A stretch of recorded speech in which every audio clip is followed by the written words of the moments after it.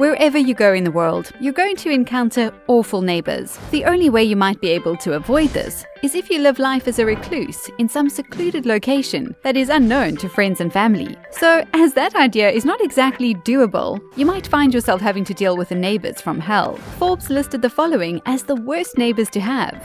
1. The noisy neighbour. 2. The shady neighbour. 3. The passionate couple neighbour. 4. The creepy or crazy neighbour. 5. The tattletale neighbour. One they didn't add though is the nosy neighbour, and we've all had our fair share of those. Let's go meet some of these neighbours, and maybe you'll end up tolerating yours after hearing these stories. Time for a trim. Okay, we won't lie. It's not ideal when your neighbour doesn't take pride in their home or garden. It does create an eyesore and devalues the properties around it, but that doesn't mean you go and burn down their home. Phillip Bennet allegedly got so fed up with his neighbour's unkempt lawn that he took matters in his own hands and opted to just burn down the house. Fortunately, no one was harmed in this crazy incident, but maybe the neighbour will think twice before skipping on his next mowing session. Catastrophic. A thread was running on Reddit where people could submit their worst neighbor stories, and some of them are honestly not YouTube friendly. But throwaway CA91 story was quite unusual. There was quite a stench coming from her neighbor's apartment, and this smell was prevalent for 2 years. Eventually, animal control officials came to check out the apartment, only to find 30 cats living in the small apartment. Well, that explains the constant smell of cat urine. The cat lady. If you're a cat lover, we know that you're passionate about cats, but are you passionate enough to steal someone else's cat? A lady tells the story of how her cat went missing for a few days, as cats sometimes do, but the cat returned home to her owner. A few days later, there were lost cat posters all over the apartment building of pictures of the missing cat. Ironically, the cat thief went knocking on all her neighbors' doors looking for her lost cat, only to come upon the real owner, where she made a hasty retreat. Even stranger, the cat wasn't an ordinary cat, but a beautiful Bengal that was clearly not a stray. Revenge is sweet. Well, that's what some people believe. Greg Jennings had a surprise visit from some task force officers where he was falsely accused of illegal activities. He believed that it was his neighbor who made the allegations and decided that revenge was the best remedy. When the neighbor in question, Kathy Hesterberg, installed a motion-sensitive camera, he would spend hours dancing in front of it or walking across it with a cardboard box on his head, knowing that it would beep each time he passed the sensor. As he was not technically in her property, he got away with it. The story made the local news, but hopefully they've sorted out their differences because they're still neighbors. Love thy neighbor. Unless his name is David Constantine, because it would be hard to love a neighbor that has been legally banned from coming back to his home. So what did this guy do that got him banned from his own home? He would threaten his neighbors, cut their hedges without asking, and we don't mean a neighborly trim, erect barbed wire between their homes and randomly bang on their doors in the middle of the night. He alleged that his neighbors hit him with a frying pan and stabbed him in the chest. That false accusation saw an innocent man being arrested. He harassed his neighbors so badly that he was arrested for attempting to take their lives. The court made a deal with Constantine, stating that he could avoid prison, but he would have to sell his house and not go back to the property without a chaperone. The house didn't sell, so he had no choice but to return home. The judge stood firm on his prison threat, and if he was in any further trouble, that's where he would go.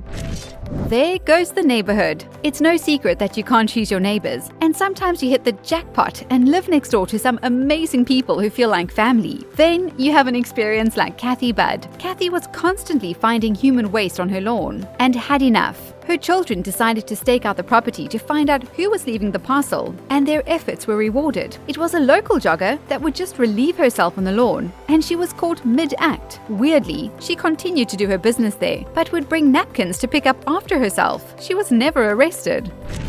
Keep off the grass. What is it about lawns that make people go crazy? Landscaper Mitchell Igelko was so angry when his neighbor didn't hire him to mow his lawn that he decided that if he couldn't do it, well, then no one could. He sprayed the neighbor's lawn with poison, causing it to wither and die. He then egged several houses, shot nails at them, and even caused a fire to a neighbor's boat with flammable liquid. His misdemeanors were caught on camera, and he was sentenced to 5 years probation.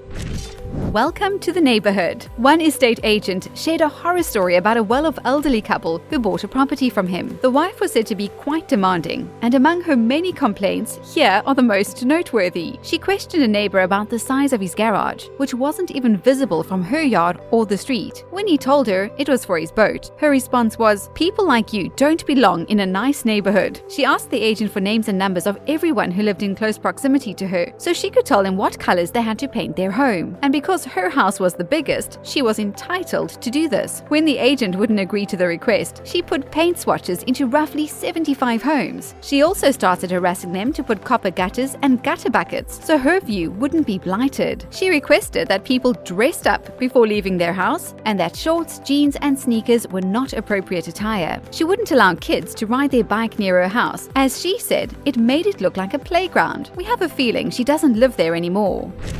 A real winner. Michael Carroll was 19 years old when he won a UK lottery, and he walked away with around $13 million.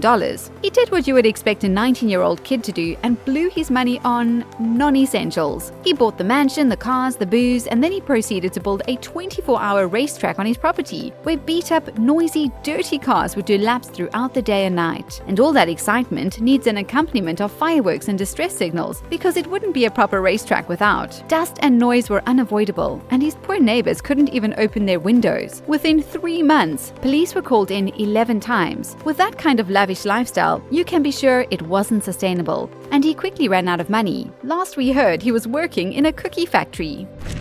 Highly unneighborly. Having a disabled child is not easy, and usually the family are supported by their community, family, friends, and neighbors, except for Carla Begley, who has an autistic son. She received an awful letter from her neighbor stating the following: "Do the right thing and move, or euthanize him," meaning the child. For Carla, that was the lowest thing anyone had ever said to her. Her other neighbors all rallied round though and offered the support she needed during that tough time. Say it with horse manure. Neighbors in Staten Island, New York, had an ongoing feud between them. The tension had lasted for over 25 years. But the worst blow for Gus and Lucille Madeira, who were in their 80s, was when their neighbor, Paula Bolly, had 2 truckloads of horse manure dumped on her property. Nobody needs 2 truckloads of the stuff, and the smell was so stifling that the elderly couple could not open their windows or have visitors around. You must wonder what the fighting was all about, and it's the same as neighborly feuds around the world. Fences and trees.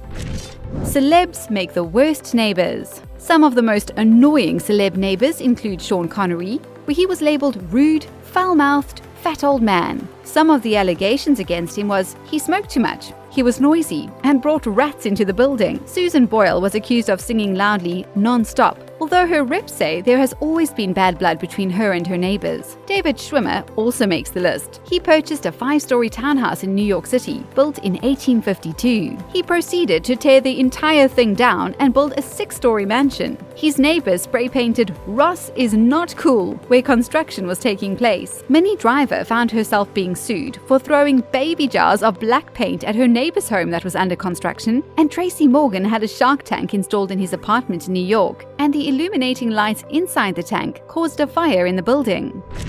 Blame the plants. As we said, trees and fences are usually what starts neighborhood feuds, and this one is no exception. Jean Wilding must have had enough, and she was determined to make life unbearable for her neighbors. She dumped oil, broken glass, and dead animals on her neighbor's driveway. She would play music at full volume with explicit lyrics and flooded their home with high-powered floodlights and damaged their cars. Neighbors were so traumatized by her that they sought counseling for depression, and she had 247 complaints against her by 15 different people.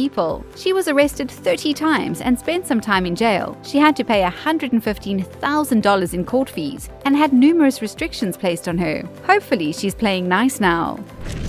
Seeing red. Spite houses steep back in history, and they're built or painted in a certain way to spite the neighbors. Zipporah Lyle Mainwaring, a property developer in London, had requested permission to demolish her home and build a 5-story building with underground basement with movie theatre and indoor swimming pool. Neighbors were not happy and signed against the construction, believing it could lead to structural damages in the future. She didn't like the outcome, and so, to spite her neighbors, she painted her home with bold red and white stripes, devaluing their property. While it was garish, there was nothing they could do about it, as she wasn't breaking any laws.